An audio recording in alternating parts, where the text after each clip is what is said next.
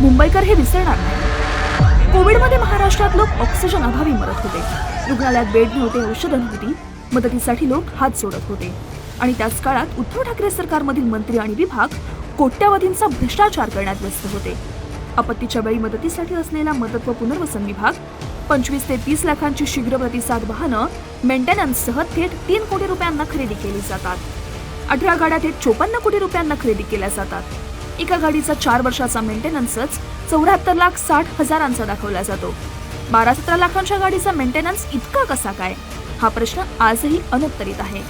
इतकंच नाही तर या टेंडरमध्ये 30 लाख रुपयांचं भाग भांडवल असलेल्या API सिव्हिलकॉम प्रायव्हेट लिमिटेड या कंपनीला कोट्यावधींच्या गाड्यांचा टेंडर दिला जातो।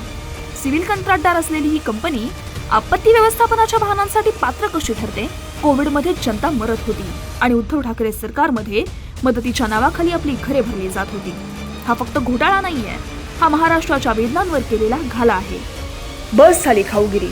उद्धवजींच्या खोट्या आश्वासनांना मुंबईकर नाही पडणार बळी।